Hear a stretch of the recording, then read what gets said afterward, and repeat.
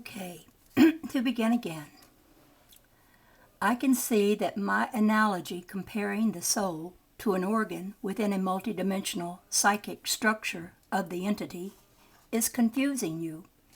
We will clear it up by comparing the same properties, changing the word soul to read over soul.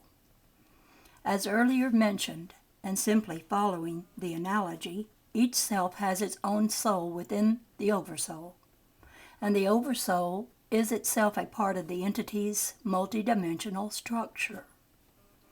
The earlier statements make perfect sense to me, for each self would call that portion of its greater reality within the whole unit its own soul. Now, does that explanation clear up the matter for you? Yes, I think so. If it does for you, then it will for the reader. All of this material, I understand, is complicated. It is also difficult to explain. It becomes highly pertinent, however, in many instances of your lives and affects your daily being and experience. I gave the information purposely when I did, knowing that our visitor from the psychiatric clinic would be here. I want to discuss the state of grace in some detail and in different ways throughout this book. The young man who came here described in some detail the way in which LSD is used in therapy work with patients. The psychologists hope to bring about a cure for various emotional difficulties, to literally introduce a state of grace. Period. The material that I have just given you is necessary for any understanding of the ways in which massive doses of LSD can affect the individual. Here we are dealing with an artificial and forced method of, hopefully, bringing about physical, psychic, and spiritual illumination. Such enlightenment is supposed to lead to better health, self-knowledge, and provide an inner state of peace. Through such therapy, conscious is to be encountered and conquered once and for all. Do you mean conscience or consciousness? Conscious. Am I speaking clearly enough? Yes, although once in a while I have to ask that a word or phrase be repeated. It is believed that the self must shed its ego and die symbolically in order that the inner self can be free. A discussion involving LSD, conscience, the death and birth of the self, mental health, and spiritual illumination may not seem applicable to those of you who have not taken drugs, but all of you do hope for illumination, greater vitality, and understanding in one way or another, and wonder what methods might help you achieve these ends. Much of this book will be devoted to various techniques that will help you change your own reality for the better. The next chapter will actually deal with a further discussion of some subjects that have been mentioned in this one. How aware can you be as an individual of your own greater reality? Can you use such knowledge beneficially to improve your daily life?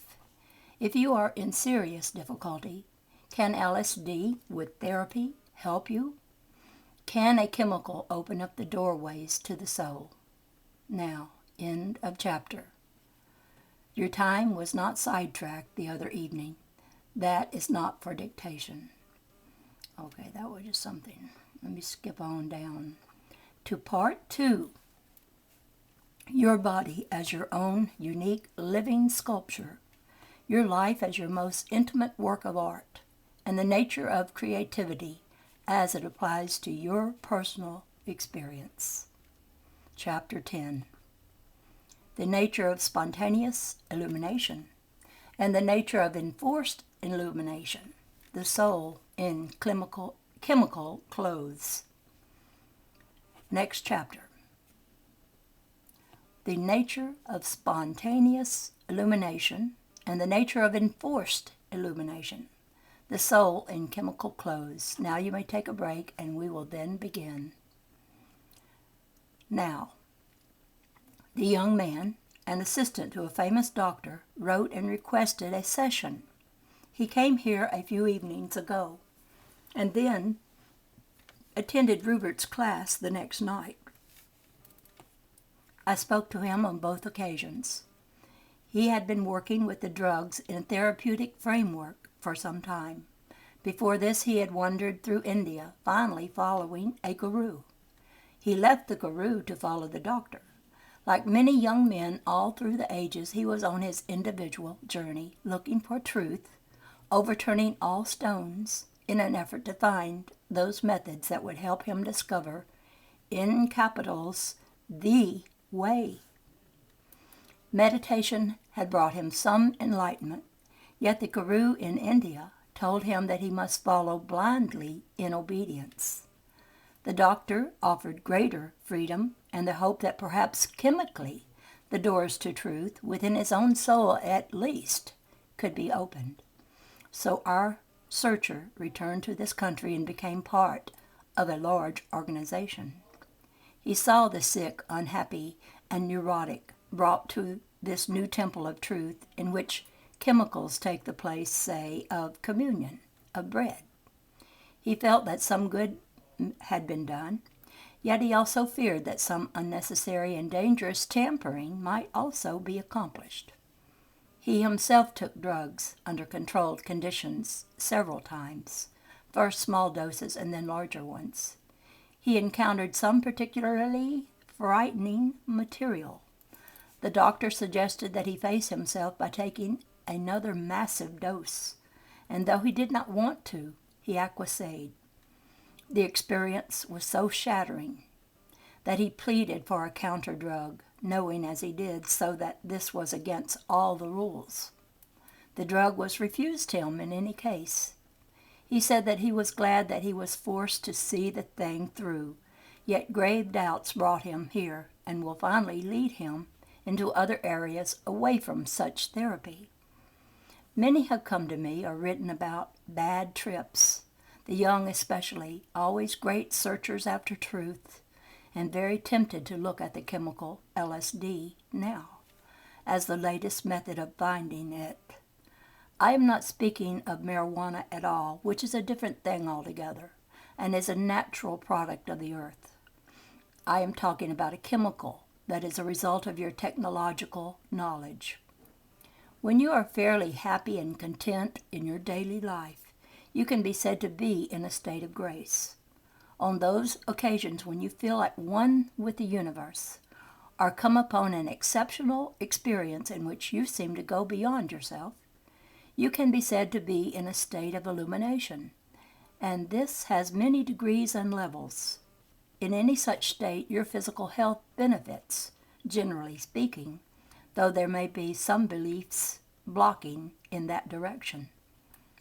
These natural states activate within your cells past memory, having to do with joyful cellular response, brought about by particular events in your lifetime, whether you are aware of them or not.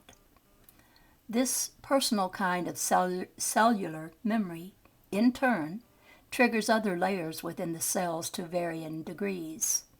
Again, each atom and molecule contains within it memory of its previous experiences. According to the state of illumination or grace, those mass memories may be activated that do not necessarily involve your personal experience, though your own involvement and the events of your life may appear within them in an entirely different framework than the one with which you are familiar. Any event of your life is written in the memory of the universe, for example, as you think of it. So in a state of illumination, private cellular memory may be animated, and beyond this, a deeper level of knowing, in which your own birth and death may or may not be explained. Naturally, left alone, You will at various times spontaneously experience such states of grace or illumination, though you may not use those terms. You will feel at peace with yourself and your world, or you will surpass yourself, suddenly feeling a part of events and phenomena usually considered not yourself. But to one extent or another, such experiences are natural and a part of your heritage. Your conscious mind, again, is a part of your inner self and ever changing. In terms of species consciousness, it is a development of great significance. It draws strength from such sources of vitality and rejuvenation. They come naturally up to consciousness. Psychologists usually see people who are already in difficulty. The happy man has no need for such a visit. Few studies have been done to discover why the happy man is happy, yet his answers would be highly pertinent. In therapy, using massive doses of LSD, a condition of chemically enforced insanity takes place. By insanity, I mean a situation in which the conscious mind is forced into a state of powerlessness. There is a literal assault made not only upon the psyche, but upon the organizational framework that makes it possible for you to exist rationally in the world that you know. The ego, of course, cannot be annihilated in physical life. Kill one and another will, and must emerge from the inner self, which is its source. Now, under such enforced conditions, you are literally facing egotistical consciousness with its own death in an encounter that need not occur. And while the physical body is fighting for its own life and vitality, you are bringing about a dilemma of great proportions. The landscape of the psyche is indeed revealed, bringing good data to the psychiatrist. But the experiences undergone by the patients, and all of this applies to massive doses, represent the enactment through terrible encounter of the species' birth into consciousness, and its death as consciousness falls back annihilated, followed by its rebirth as the individual patient struggles to emerge again from dimensions not native under those conditions. The deepest biological and psychic structures are altered. I did not say they were damaged, though they may be, according to the situation. Consciousness is assaulted at its roots.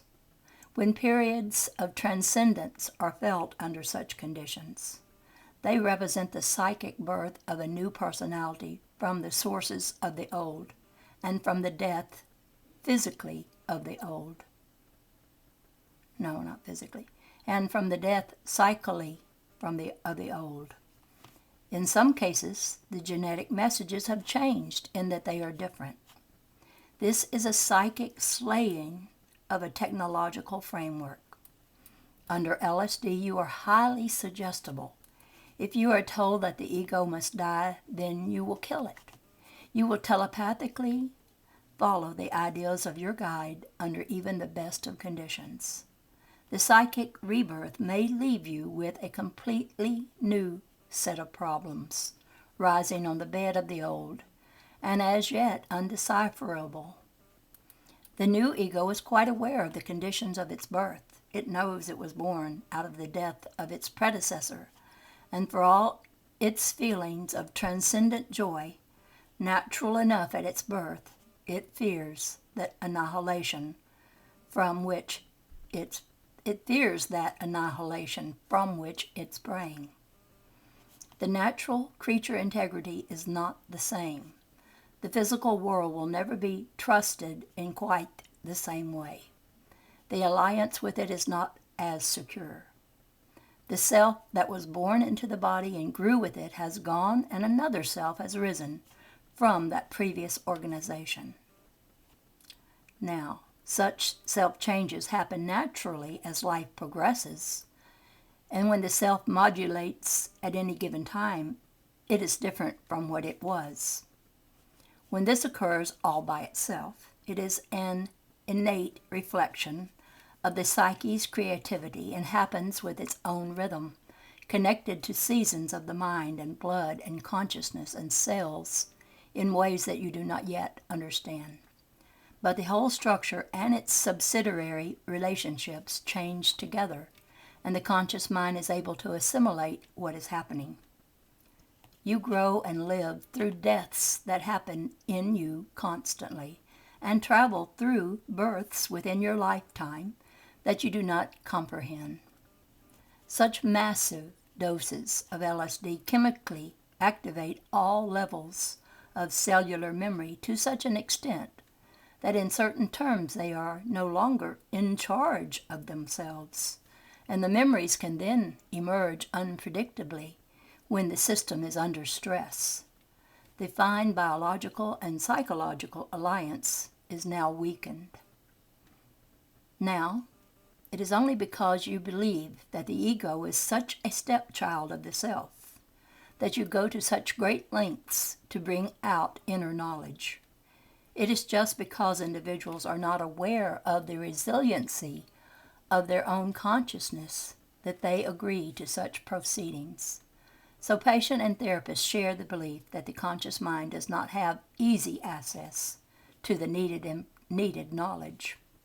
They also share other beliefs, for example, that the inner self is a repository for repressed fears, terrors, and uncivilized savagery, that the inner self must be forced to get rid of such material before it is possible for it to express its power, energy, and strength in creative, positive terms, and that, therefore, the self must first encounter and deal with all those terrors of its past before it can be free of the fears of the present.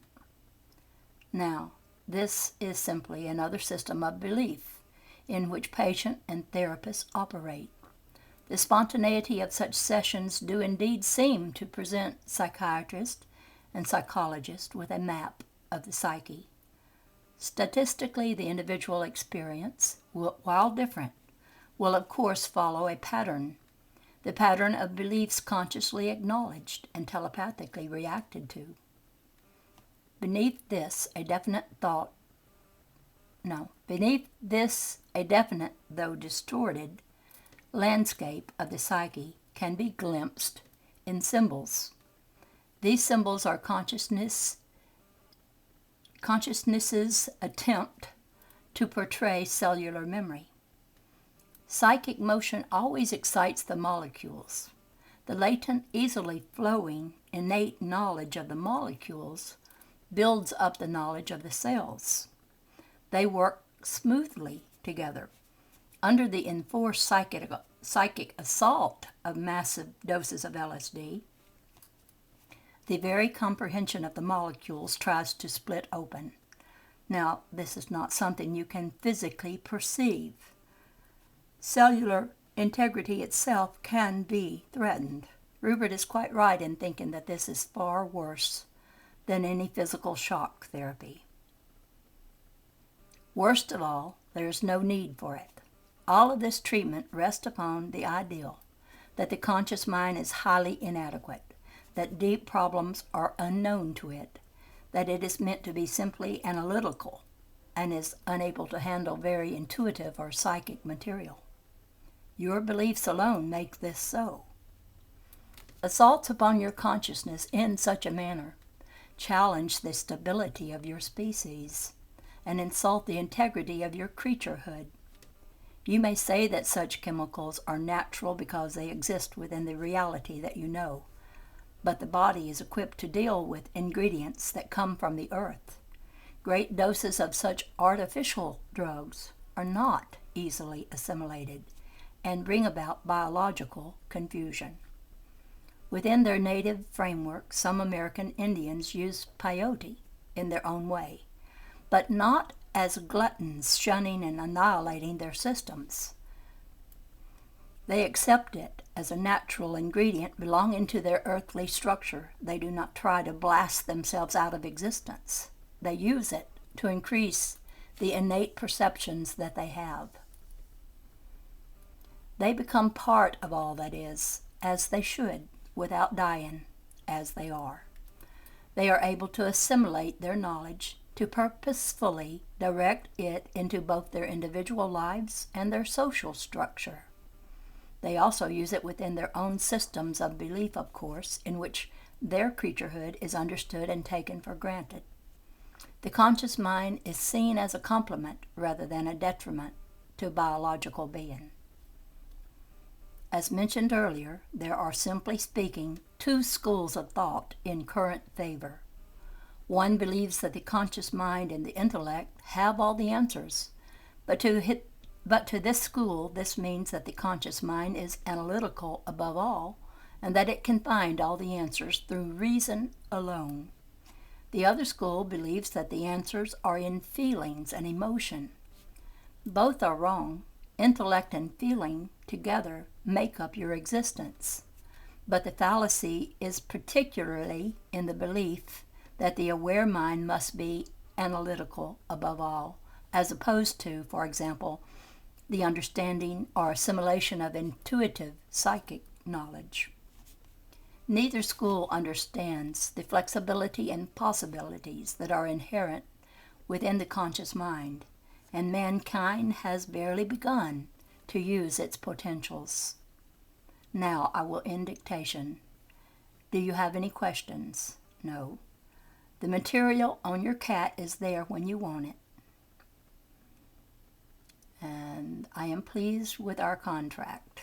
But then I knew about it, you see. And do not worry about time. We have 3 sessions a week if you want them. We can have 3 sessions a week if you want them. I can do everything but the typing. Seth can't do the typing. Okay. Let me skip on down past all the in-between stuff. Part 1 of the book is to be called Where You and the World Meet. The heading that you asked about is for Part 2 of the book, Your Body as Your Own Unique Living Sculpture. The heading referring to the soul in chemical clothes is for the next chapter, which is the first chapter of Part 2. All right. Now, those are directions for you. Your body is you in flesh. As I have mentioned in other books, the soul cannot affirm itself fully through bodily experience at any given time. So in those terms, there are always portions of you that are unexpressed. All of your physical experience must, of course, be pivoted in the corporeal reality of the body. The energy that moves your image comes from the soul. Through your own thoughts, you direct the body's expression, and it can be of health or of illness. Out of knowledge of the contents of your own conscious mind, you can definitely heal most maladies of the body within conditions to be given later. Your ideas themselves follow certain laws of creativity. They have their own rhythms. The associative processes of your mind working through the brain have great connection with the minute behavior of your cells.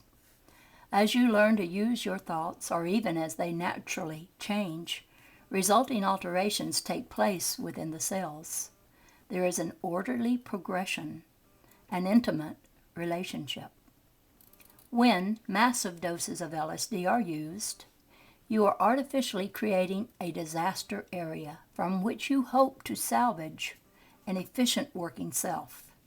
It is true that the old interactions between an associative pattern or thought and its habitual action may be broken down. But it is also true that the inner ordered structure has been shocked psychically and biologically. In normal daily life, considerable natural therapy often takes place in the dream state, even when nightmares of such frightening degree arise that the sleeper is shocked into awakening. The individual's conscious mind is then forced to face the charged situation. But after the event, in retrospect, the nightmare itself can be like a shock treatment given by one portion of the self to another, in which cellular memory is touched off much as it might be in such an LSD session. But the self is its own best therapist. It knows precisely how many such shocks the psyche can take to advantage, which associations to animate through such intense experience and imagery, and which ones to leave alone. Nightmares in series are often inner-regulated shock therapy.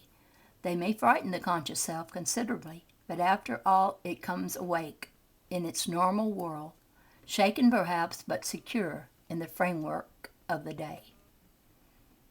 Other dream events, though forgotten, may also cushion the individual to withstand the effects of such nightmare therapy. In the same way that LSD treatment finally results in a feeling of rebirth that is often only temporary, however, so a period of such nightmares often leads quite naturally to dreams in which the self finally makes a new and greater connections with the source of its own being. If scientists studied the body and the mind in terms of natural healing abilities, they could learn how to encourage these, for such processes, and I have mentioned only one of them, are continuous through your lifetime. When large doses of chemicals are used, the conscious mind is confronted full blast with very potent experiences that it was not meant to handle, and by which it is purposely made to feel powerless. Faced with the exterior nightmares of wars and natural disasters, the conscious mind is still directed outward into that world with which it knows it was formed to cope. In periods of great physical stress, it draws upon the powers of the body and inner self to perform remarkable feats of heroism that leave it wondering afterward at the power and energy of the self in crisis. Its own stability and awareness can be vastly deepened and strengthened. In times of seemingly calamitous encounters with nature, individuals may find themselves amazed at their capacity to relate with other people, but in the artificially induced psychic disaster area of massive LSD therapy, the situation is reversed. Consciousness finds itself in a critical situation, not because of one coming from the exterior world, but because it is forced to fight on a battleground for which it was never designed and cannot understand, where basically counted upon allies of association, memory and organization, and all the powers of the inner self are suddenly turned into enemies.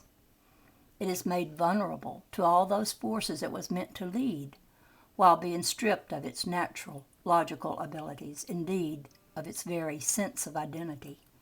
There is nothing exterior against which it can work, and no framework in which it can get balance. Rupert has been working on a book of poems called The Dialogues, and in it recently he wrote of the double worlds. One night he stood at the kitchen window, and quite without drugs, saw a rainy puddle below suddenly turning into an alive, beautiful, fluid creature who stood up and walked while the rain slid off of its liquid sides. He was filled with joy as he observed this reality. He knew that in the physical world the puddle was flat, but that he was perceiving another just so solid reality, a larger one in fact, in which that rain creature had its being. For a moment he saw double worlds with his physical vision.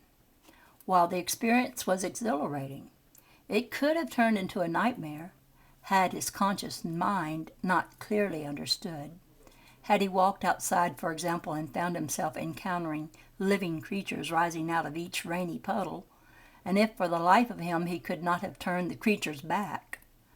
As it was a beneficial experience. But when the conscious mind is forced to face far less pleasant encounters, and is robbed of its power to reason at the same time, then you do indeed insult the basis of its being. Now, a few moments following Rupert's experience with the rain creature, he had another. His eyes were wide open, and he stood in the exceedingly small kitchen, when suddenly there appeared before him a round, soft, yellow light. He saw it physically, yet could find no physical cause for it. It lasted several seconds and disappeared. As soon as Rupert saw it, he leaped back.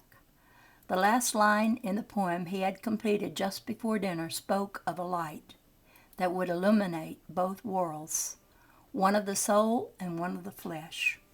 Consciously he thought the light must have been caused by lightning, even while he knew, with another portion of himself, that that was not the case. A moment later the line from his poem came to him, and he made the proper connection. The conscious mind was disturbed for a moment, but it assimilated the data. The meaning of the light will become even clearer through Rupert's dreams, the intuitive continuation of the poem, and the physical example. The meaning of the light will normally become unfolded as he is ready to fully perceive it. While the event has happened, therefore, like any event, it is not completed. In the drug experience mentioned before, startling, enforced symbols and occurrences are suddenly thrust upon the conscious mind, and more, within a context in which time, as it knows it, has little meaning. The conscious mind cannot reflect upon phenomena subjectively. They happen too quickly. Within their happening, there may be a distorted, to it grotesque duration, in which action may be seemingly impossible. No separation between self and the experience may be allowed. Even an exalted experience can be an assault upon consciousness if it is forced. The price paid is much too high as far as the entire personality is concerned. The feelings that are often realized in later sessions, say of rebirth, are indeed that. The old organizations of the self have fallen, and the new structures do indeed rejoice in their oneness and vitality. A strong suicidal base frequently exists here. The knowledge is present that the old self did not make it, so what assurance does the so-called new self have? Again, the body is a living sculpture. You are in it and you form it, and it is, to all intents and purposes, you while you are physical. You must identify your material being with it, otherwise you will feel alienated from your biological identity. This identity is your physical self, through which now, in your terms, all expression must come. You are more than your temporal being alone. Your life as a creature is dependent upon your alliance with flesh. You will exist when your body is dead, but practically speaking, you will always be working through an image of yourself. If you identify with your body alone, then you may feel that life after death is impossible. If you consider yourself a mental being only, however, you will not feel alive in the flesh, but separated from it. Think of yourself as a physical creature now. Know that later you will still operate through another form, but that the body and the material world are your present modes of expression. These attitudes are highly important. In a strong drug experience, you take physical demonstration out of its natural framework, presenting it in such a way that its usual reactions make no sense. A world may be tumbling down upon you, for example, yet there is no adequate physical defense or retaliation possible. The psychiatrist may say, go along entirely with the experience. If necessary, become annihilated. This flies directly in the face of your biological heritage and the common sense of the conscious mind. I am quite aware of the distorted religious connections made here. Die to yourself and you will be reborn. You will not kill yourself. What you think of as the self dies and is reborn constantly as the cells of your body do. Biologically and spiritually, new life relies upon these innumerable changes and transformations, deaths and births that occur naturally, both in the seasons of the earth and those of the psyche. Change flexibility with the gracious dance of all being that is reflected in the universe of the body and mind. This does not include the crucifixion of the ego. It is always because you do not trust the natural self that you resort to such drug therapy. The individuals who seek out treatment fear the nature of their own identity more than anything else. They are then only too willing to sacrifice it. Your thoughts and beliefs form your reality. There is, as Joseph said in our break, no magic therapy, only an understanding of your own great creativity and knowledge that you yourself make your world. In physical life, the soul is clothed in chemicals, and you will use the ingredients you take into your body to form an image that is in line with your beliefs. Some of these ideals will undoubtedly be accepted by you from your culture. Others will be your own private interpretation of yourself in flesh. Your beliefs about any chemical will affect what it does to you. Under LSD therapy, you expect a drastic reaction and are told to prepare yourself. Your experience will follow your beliefs, and your therapist communicated verbally and telepathically. If you believe, however, that the chemicals in certain foods will harm you drastically and bring about disastrous consequences, then even small doses of these can do you harm. You may take your break. And now, I'll read some of this right here in between. It's a poem, I guess, that she wrote. Let us, using our double vision, travel two worlds in one and form a... No, wait a minute. Let me start again.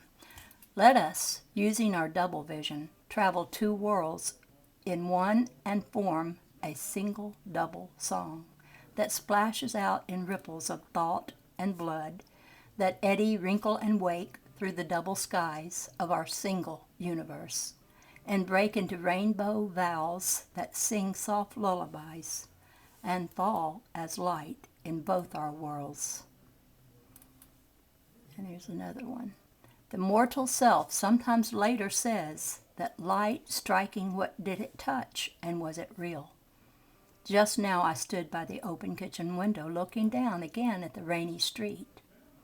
Only now it's dark. I've written all day long and done my chores, and company is coming, so my mind was blank. Yet I was caught transfixed. The raindrops fell in thousands of separate sparkling dots into a puddle far below, and as I watched, the puddle rose up, thickened into prickly tissue like an air-filled lung of porcupine of light, with the raindrops growing out of it as much as in. It drank the reflections from the passing car headlights, and they rushed into it blindly till it was so full it pulsed, a shining fluid living thing. The rain slid off its smooth liquid skin, and there stood a creature so mobile, each part moving and alive, sliding, slimmering, that I closed my eyes. I opened them almost instantly. The creature flattened out again, but just began to rise when everything I saw went through my soul. Our worlds merged, and I cried out, and as I did, a soft, sudden circle of light appeared right in front of me, well defined, between the refrigerator and the stove. It startled me so that I leapt back. A softly glowing circle, waist high in the air, two above my head. Not a ball of fire, but a silent, round, unmoving light, and no illumination spread outward from its edges, so the rest of the room was still dark. Lightning, of course, but no flash leapt out from the refrigerator or stove, and there was no beam of light inside the room or without from which it came. It hung in the air like a sudden flat sunflower, larger than life, minus seeds or stem. An omen? The light you spoke of that would unite our double single worlds appearing in my universe from yours? Whatever its cause or origin, I felt it appeared for a reason, and I'd like to know what that reason is. I know the puddle was natural, and in this world flat, while with other vision I saw its counterpart rise up all shining and nearly walk. But if that light came from the world I know, then I have to admit that I don't know how. But dear soul, I'm afraid I can't wait for your reply just now. I heard my company, and I'm glad to just sit and chat this stormy night while that rainy winds blows. That's her poem about the experience.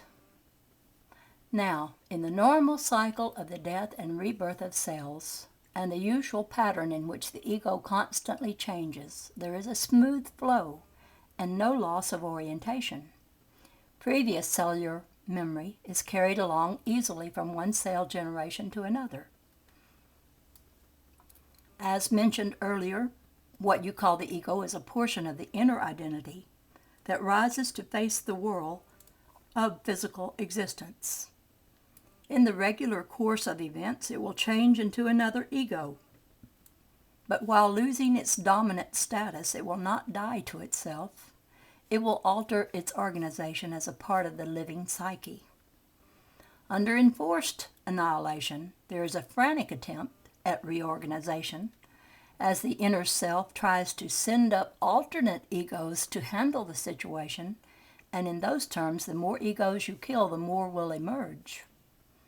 In all of this, the body situation is highly agitated, and the physical organism is forced to respond as best it can to a series of disastrous events, which, however, it realizes it cannot be experiencing physically. It knows a mock battle is going on, but cannot stop itself from sending forth those chemicals and hormones necessary to a physical situation of like degree.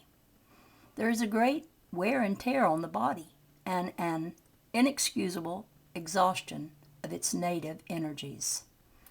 Ideas form reality, so the body is used to reacting to some imaginary situations in which, for example, the mind conjures up dire circumstances which do not physically exist, but these still force the organism into an overactivation, setting up a state of stress. In massive drug therapy, the body feels in greater threat, for it is forced to use all of its resources, while its own signals tell it that the message it is getting do not have a correlation, and yet they are of the most urgent nature. To some extent, there is also an assault upon simple creaturehood. Its images and experience, furthermore, are seldom forgotten, and the so-called new ego was born with the memory of their imprint. Some psychologists like to say that you cry out unconsciously against the natural method of your birth. But here you have the situation where a self is faced with its own annihilation, while another self arises after conscious participation with its death. I am aware that many psychologists and psychiatrists feel that they are charting the course of the psyche with these methods. It is one thing, and unfortunate enough, to dissect a frog to see what did make it live. It is triply dangerous to dissect a psyche, hoping to put it back together again. That is the end of dictation. We will end the session unless you want to ask questions. Our cat, Rooney, died a week ago, as described in the beginning of the 638th session.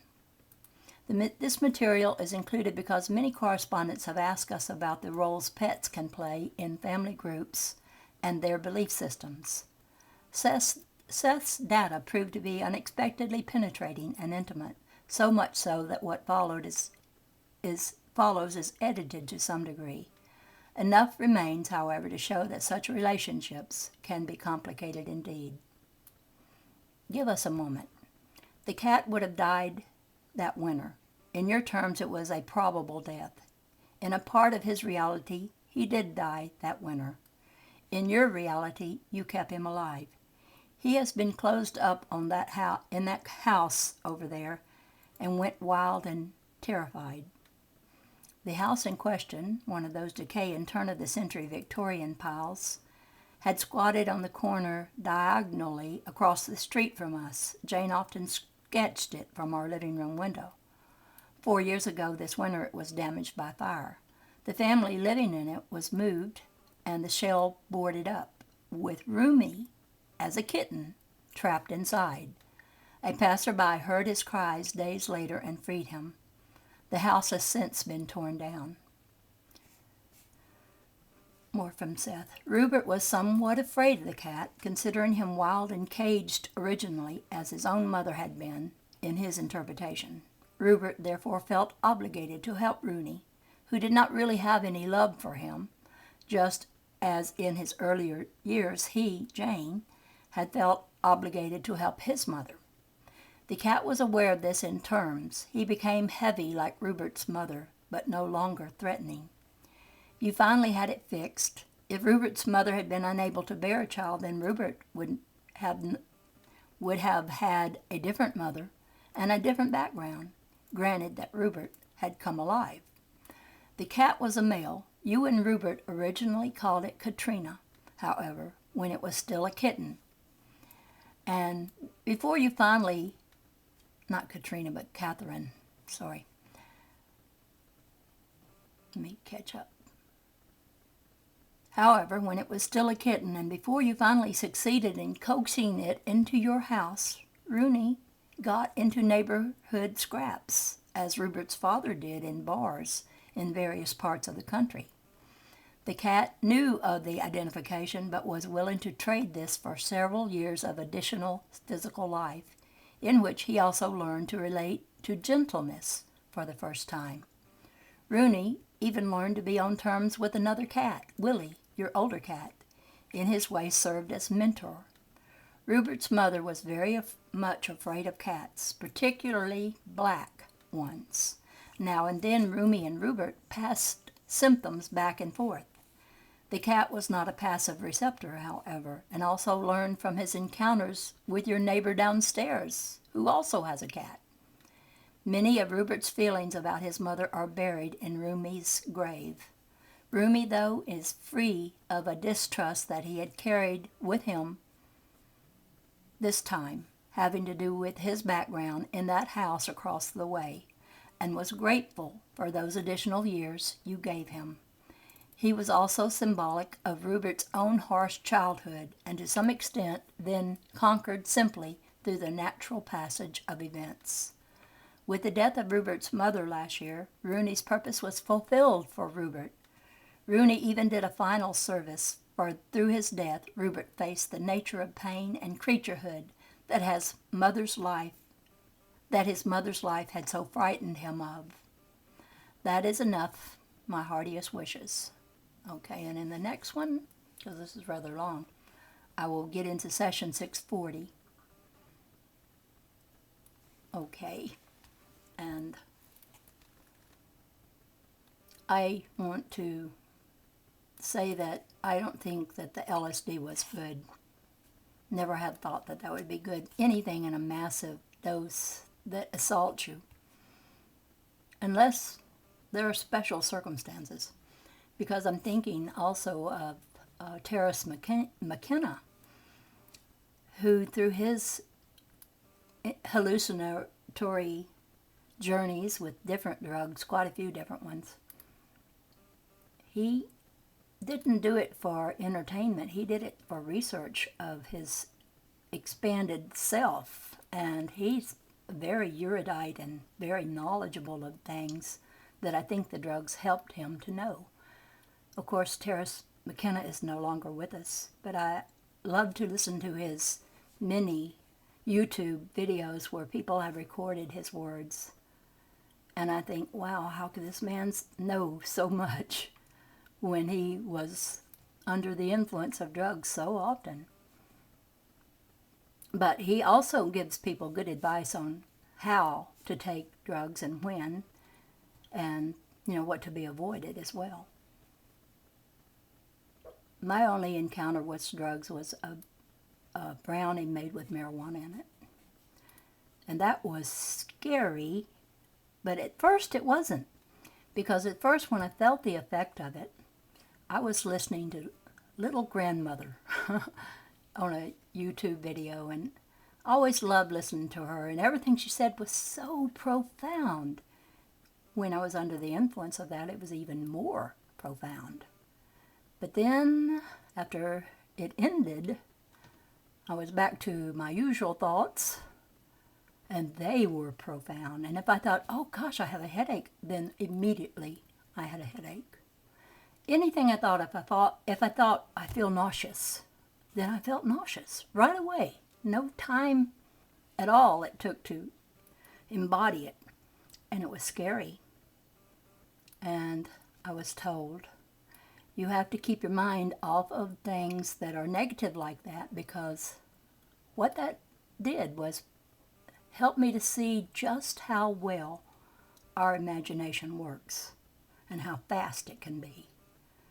And while I don't still ever eat a brownie made with marijuana anymore, I do value that experience, because I've always said we create our reality, and I got a good dose of it. And I wasn't so good at handling my thoughts. I was even afraid to go to sleep. I was afraid of what I might dream that would be so real, that I felt it right away. Kind of got afraid that I might die even. So, I'm not against marijuana. Only I'm for the education of how to use it and what to use it for, because it's a very valuable medicinal thing for many people, and it needs to be legalized. But anyway, this is interesting about this LSD and about the assassination of your psyche, because that psychic part of yourself is a real thing, and we have to deal with it every day. And it's important to have understanding. And the more understanding, the better. This is the Dove Lady, over and out for now.